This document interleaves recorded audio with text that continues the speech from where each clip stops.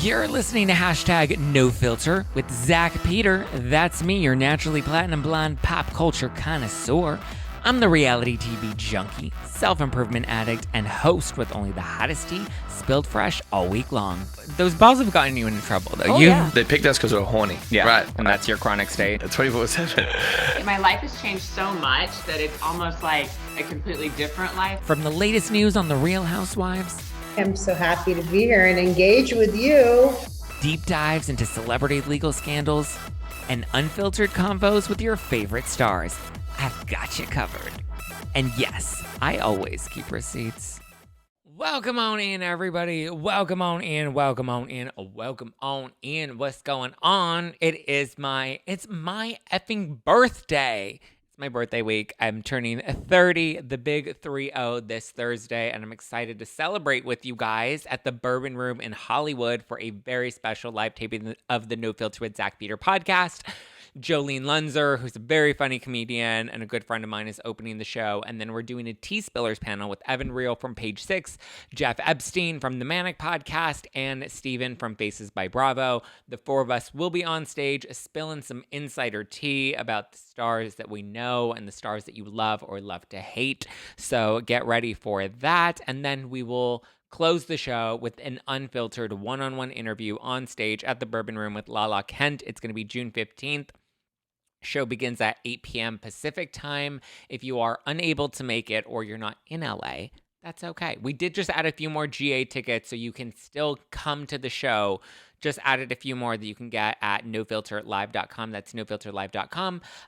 But if you aren't able to make it, then you can get a live stream ticket at nofilterlive.com. You can go to nofilterlive.com and stream the show. You can watch it live at 8 p.m. Pacific, or you can watch the rebroadcast for up to 48 hours after the show. The live stream is brought to you by my pals at Chomps. So shout out to Chomps, my favorite all-natural meat stick, under 100 calories, no sugar, keto-friendly, grass-fed, delicious. So give them a try. Lots of protein. The entire event is produced or presented by my pals at Pure Cane. So the desserts for that night are going to be made with Pure Cane, which is my favorite all-natural, zero-calorie sweetener. That's so yummy and delicious, and I can't wait to celebrate with everybody. So this Thursday, June 15th, the Bourbon Room in Hollywood. Get your tickets now, or else they're not going to let you in the door, or live stream it. Get your live stream tickets and last-minute GA tickets at nofilterlive.com. Okay, we have a lot to break down today. We're going to talk about Tom Schwartz and him now owning up to feeling complicit in this Scandoval affair. We're going to talk about Tom Girardi because a court expert has now determined, a government expert actually, has now determined that he will likely stand trial. Looks like his legal team's going to try fighting that, though. We'll talk about Jersey, the reunion, and then I guess a little bit of this drama going on with like Nene Leakes and Real Houses of Atlanta because they like cut her out of like an opening credit. It's the whole thing. But let's dive in. Where should we start? Okay, let's start with Tom Schwartz from Vanderpump Rules. So Schwartzy is on this new show on Fox called Stars on Mars, which is basically a show where they take a bunch of celebs, actors, reality stars, pro athletes. Portia Williams from Real Houses of Atlanta is also on the show. They take a bunch of them and they put them through a series of competitions in like some sort of like Mars style simulation. I believe they filmed it in Australia.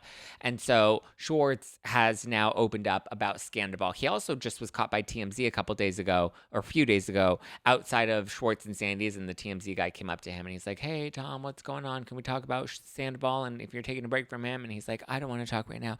No cameras, please. No cameras. Stop. Oh, paparazzi. Poker face. Poker face." So he's on Stars on Mars.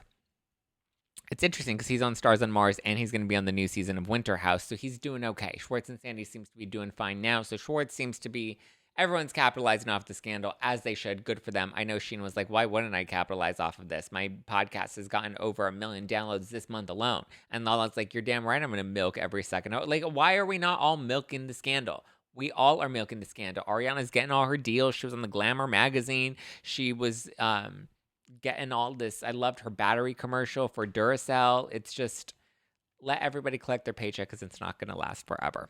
But Schwartz, he revealed on the show that, he explained that his friend Tom Sandoval had an affair that just happened to sweep the nation. And it's incredibly messed up. But the thing is, I've become mirrored in it. It's become a huge source of angst in my life, God. And he says that he's been in this extended funk, which is interesting that he's in the extended funk because of the Sandoval affair that he knew about and kept secret, right? But he wasn't in this extended funk with the divorce or the loss of Katie or how much he hurt Katie by fooling around with Raquel, who was already sleeping with Tom Sandoval. So he goes on to explain that Sandoval had a torrid affair. That's how he explains it, a torrid affair. He says it's horrible and I feel complicit because I didn't cover for him, but I had his back. I feel like he kind of did cover for him, though, because he kept it a secret. He kept it from coming out. He helped conceal it. Although he seems like he feels betrayed by Sandoval because he says that Sandoval came to him and confided in him that he was in love with someone else, not Ariana. Now we know it was Rocky Bang Bang. But Schwartz says that he's stepping away from all of the Scandoval drama permanently after reflecting on his friendship with Sandoval. He says any sort of version of Sandoval's side of the story has become obsolete because of the way that Sandoval handled it.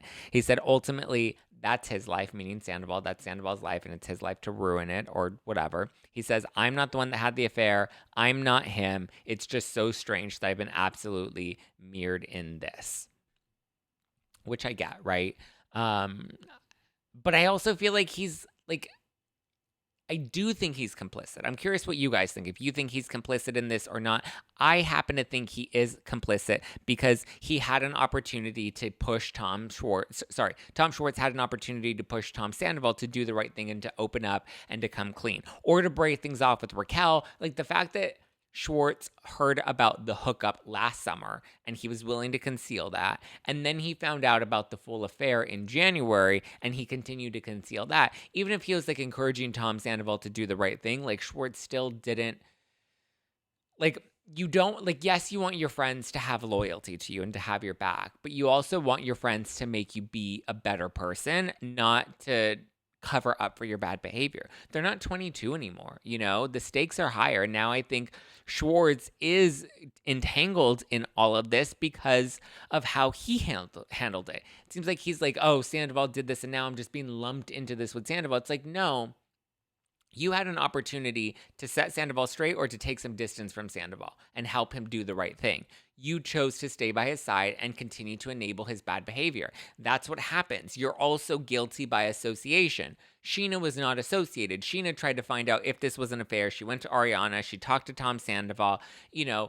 That's a different situation. That's why Sheena's not lumped into this the way that Schwartz is. Schwartz knew about this, covered it up, didn't say anything, didn't tell Ariana. He did all the wrong things. And so that's where I'm a little more like, Schwartz, I feel for you, but I don't feel for you. And listen, he's doing fine, right? Schwartz and Sandy's is doing fine. He's on Stars on Mars on Fox, which is a big show. It's literally on cable. It's on Fox. Or sorry, not on cable. It's on regular television. Fox is huge. He's also doing Winter House without Sandoval. He's able to have his own identity without Sandoval, which I think will help him in the long run. But as of right now, I think it's good that he permanently steps away. He takes some distance, takes a beat, doesn't continue to engage with Sandoval right now. Let Sandoval do his own thing. I feel like he feels hurt and betrayed by Sandoval because it's like Sandoval's out there living this rock star life, bragging about selling out his shows, still keeping up his love affair with Raquel from what we can see. So, and Schwartz is here to pick up the pieces. And so I feel a bit of that resentment from Schwartz and I understand it. So, I mean, yes, he's mirrored in this too, but at the same time, it's like, but it's by your own doing. So I don't feel as badly for you. Let's talk about Tom Girardi, Erika Jayne's estranged husband. So a court has now determined that Tom Girardi is fit to stand trial.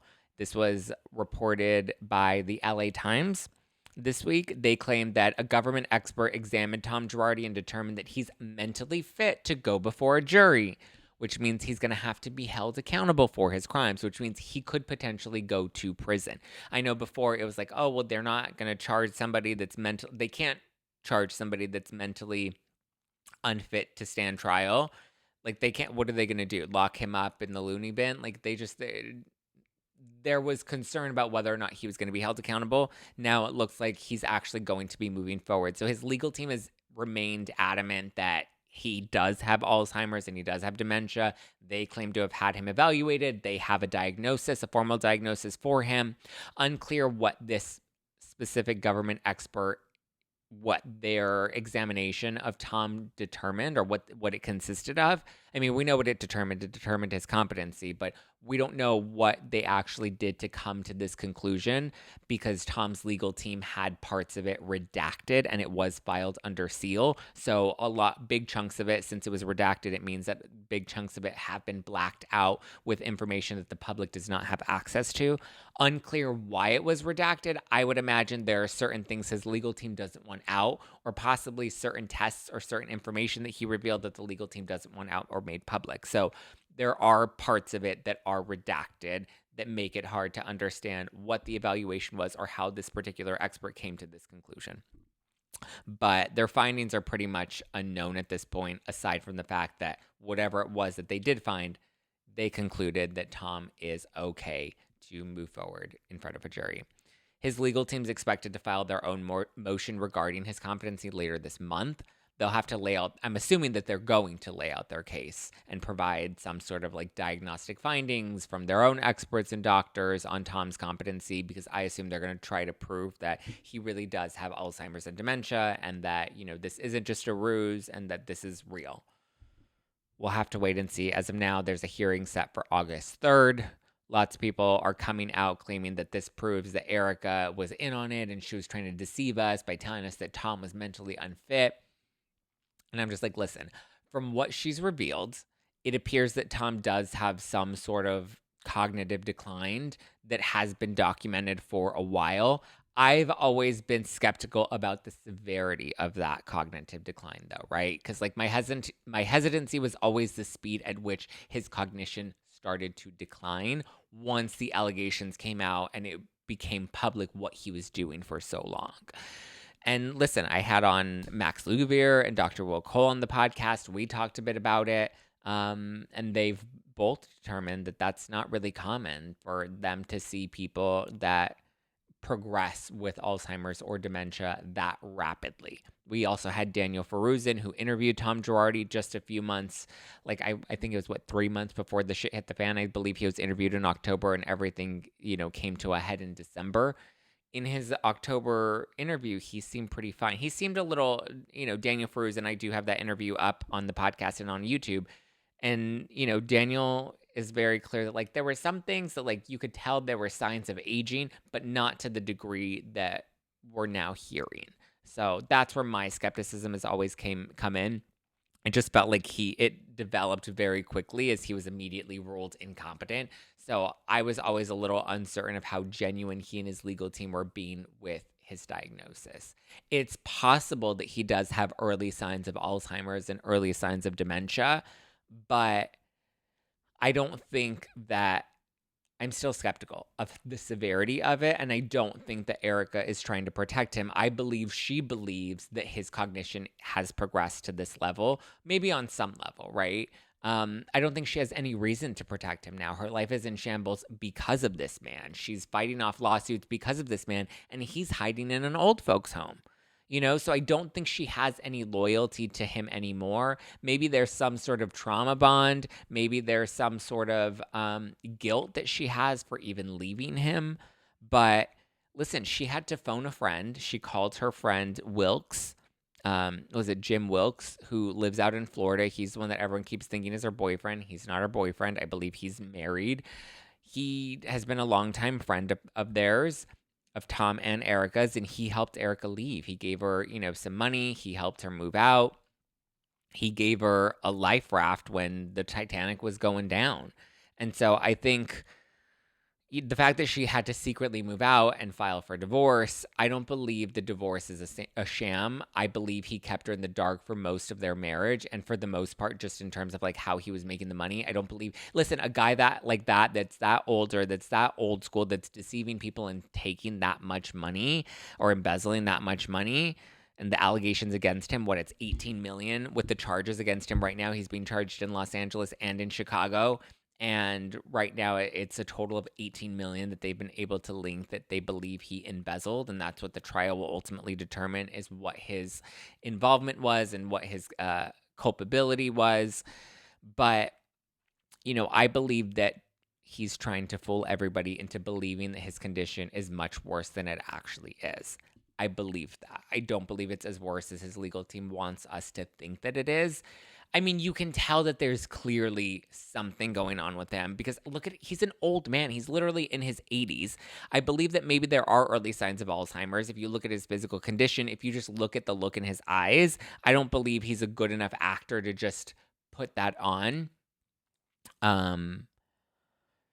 So I do believe that there is some sort of cognitive decline, and there were signs that Erica noticed, and there were signs that other people started to notice. But again, I don't believe it's as severe as his legal team is trying to make it out to be. And I think even on some level, Erica believes that he's in this type of cognitive decline, because it's probably easier than to believe the alternative, which is likely the reality, being that her husband screwed over innocent people, funded her lavish lifestyle with money that he stole, and is now continuing to even con her by exaggerating his own condition, probably knowing that she's having to answer for this publicly. Like, think of how sick and twisted that has to be, right? If this really is what he's doing. This is all hypothetical. This is all my own speculation. But if he's really trying to deceive everybody into believing that his condition is as advanced as it is, because now a government expert has determined that it's probably not what they're claiming that it is, I do believe that there is some mental decline, again, just because of his age and his physical condition, that there's no way his mental condition is also not deteriorating. But think about it. A man that's smart enough to keep this scheme going for nearly 30, 40 years, multiple decades, he knows that Erica's on television. He knows that Erica's a public figure, and he knows that there are going to be questions of her. So if he continues to play this game with her, he knows whether or not, and this is where I think Edelson has this theory that Erica's the front woman of the scheme, and they're using her to kind of paint this picture. I don't believe she's complicit in painting the picture, but I do believe that there is a level of con that's still going on there. And so I don't believe that she's covering up for him, but I can believe that maybe he's even trying to manipulate her a bit and play it up a little bit more. Maybe he's even starting to buy into it himself. I don't know. But I don't think that she's covering for him. She has no reason to cover for him at this point. He's not still giving her money. She had to rebuild and get back on her own 2 feet without him. I'm pretty sure there's some sense of loyalty that she feels for the life that he was able to provide for her. But think of the juxtaposition of being like, I'm grateful for this lifestyle that you gave me, this life that you gave me, but now I have to realize that a lot of this potentially was spent with people's stolen money.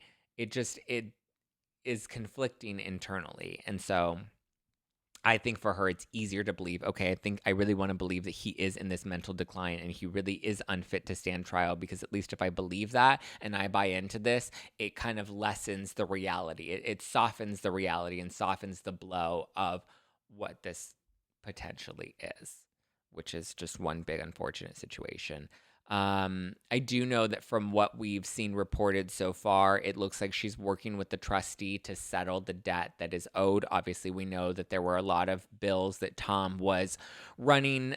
He gave her an Amex that he was paying for with company money, and all of those expenses he was then writing off in the tax returns as loans. So there is money that they are going to try to get from her. And from what I've seen reported so far, it looks like she's working with the trustee to settle on those debts. She's likely going to have to deal with the tax mess next as well. So we'll see. She has a long road ahead of her, but at least it looks like there's going to be some closure. The clients are starting to get paid back. The victims are starting to get paid back. The orphans and widows have already been paid back. We, again, don't see that reported, but they have already received their money. Edelson is fighting for more money. So we'll continue to see it play out, and I'll continue to keep you posted. But at least for now, that's where it stands. I'm curious what your thoughts are. So let me know how you're feeling about this. Do you think that his legal team, now that they're likely going to file their own motion, do you think they're going to be able to prove their case that he's not competent to stand trial? Do you think he'll ultimately end up standing trial? And what do you think about, Erica's position in all of this? I'm very, Very, very curious to know. Let's talk the Joyzy reunion. It is recap time. Tonight is the night.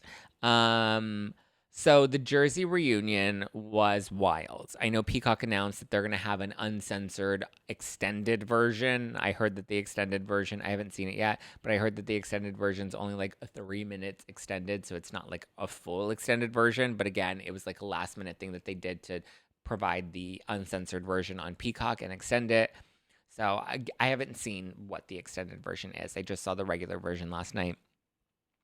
It was good, but it was just hard to watch. There's something like insanely off about Louis. You can tell Teresa is just, I don't know if she sees what's going on with Louis and she's masking it by just spitting out this anger and, vitriol hatred towards her brother and Melissa. I feel like she thinks that she's betrayed by her brother and she genuinely hates Melissa. And I think she's hated Melissa from day one, and now it's just finally coming to light. She always looked for reasons to not like Melissa, and now we're actually at this point where she doesn't like Melissa, and it's abundantly clear. It was rough, right? Seeing them go at it, Joe and Teresa. It's weird seeing her ride so hard for Jacqueline. I know Jacqueline. I adore Jacqueline. I've known her for many years. We were connected through her son Nicholas and my brother Ethan, both who have autism. We connected through Jenny McCarthy's foundation. So I know Jacqueline on a personal level, and all of my interactions with her have always been very great and very pleasant. I've had no interactions really with Teresa, but it is interesting to see Teresa constantly flip from one position to another, right? First, Caroline's the reason she went to prison. Now it's Joe and Melissa. Now it's, everybody but her. Now her family's in shambles because of Margaret. Like, it's just always deflection, and she's always pointing the finger at somebody else without taking any accountability for her own actions or her own role in things. It was very telling, though, when we saw her at the reunion, and Joe's like, listen, I will always be there for you. If you're in a car accident tomorrow, I will show up. I will be there by your side. Whatever you need, I'm always here. I think that that's genuine and that's true family devotion. She was like, I'm done with you guys. I never want to see you again. I never want to speak to you again. Like, you can tell she talks so much about family, but it's just, I don't believe her. And I think that was abundantly clear. I didn't love dragging Frankie and Gia into this. I thought it was interesting that Dolores immediately shut that down about Frankie. And so basically the story, according to Big Frank and Joe Gorga, is that Frankie is claiming that he was working for Louis, and all of a sudden it looks like the company shut down and Louis ghosted him and wasn't giving him information or details. I'm pretty sure it wasn't that big of a deal.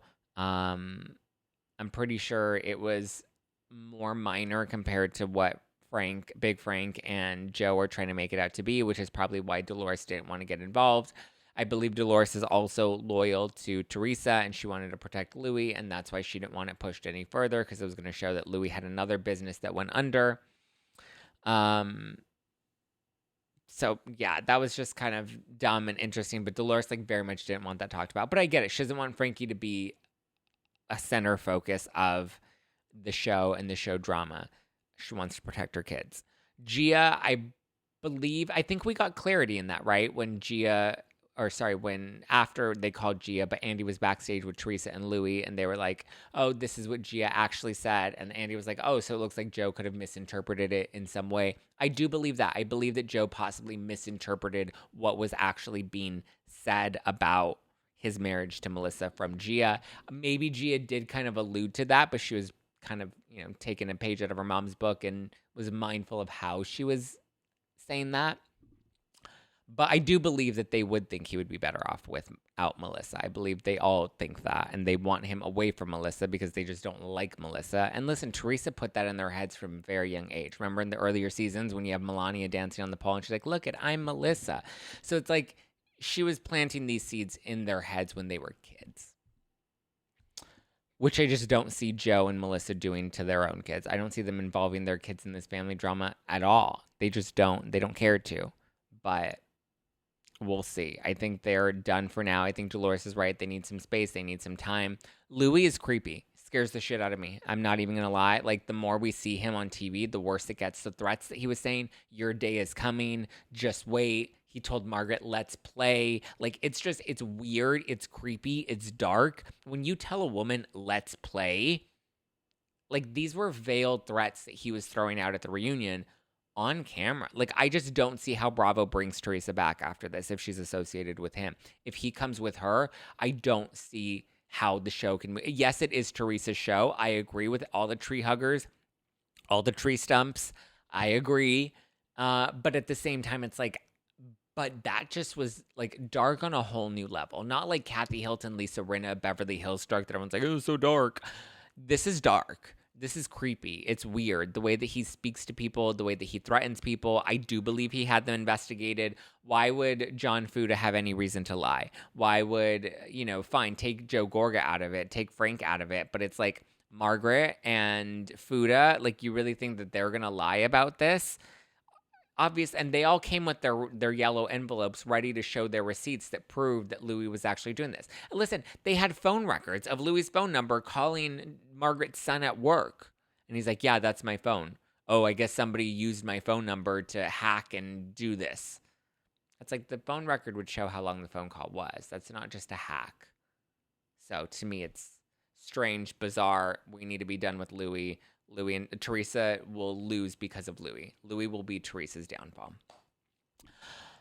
Then a bit of Atlanta news. Nene, people were freaking out because this week's episode of Atlanta featured like a throwback of the old opening credits, and it looks like they cut Nene out of it, and people were up in arms about them cutting Nene out of it. My understanding is that Nene asked them to no longer use her image or likeness. Obviously, they can replay old episodes of Atlanta, but my understanding is she didn't want them using her image anymore. She tried to sue them. She made big, wild accusations against Andy Cohen and against the network that it's like you can't expect to be on good terms with the network when you do something like that and then don't want them to use your image anymore. So they cut your image out. And then she was tweeting, she's like, see, this is what I was dealing with, and da-da-da-da. And she was like making a whole big thing about it, which, listen, if you don't want to be a part of the network and you don't want them to use your image, fine. Don't cry when they abide by what you asked for. They settled the lawsuit. It was dropped. They moved on from it. But yeah, it's just interesting to me. The whole thing is wild. But people getting so up in arms about it. I'm like, guys, chill.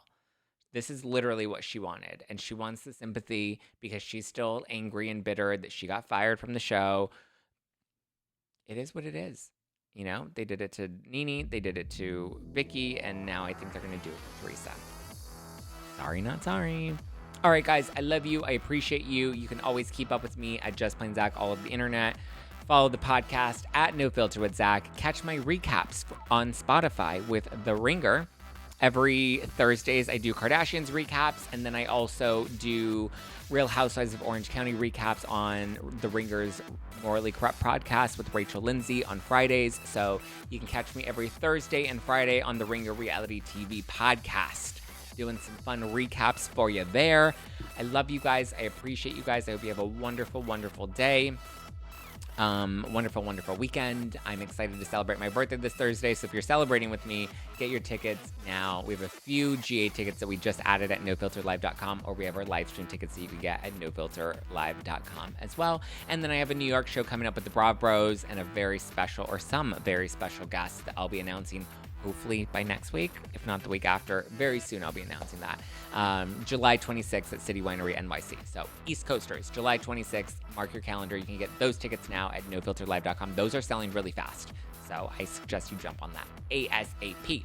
Okay. All right, guys. I love you. I appreciate you. I will talk to you later. Bye.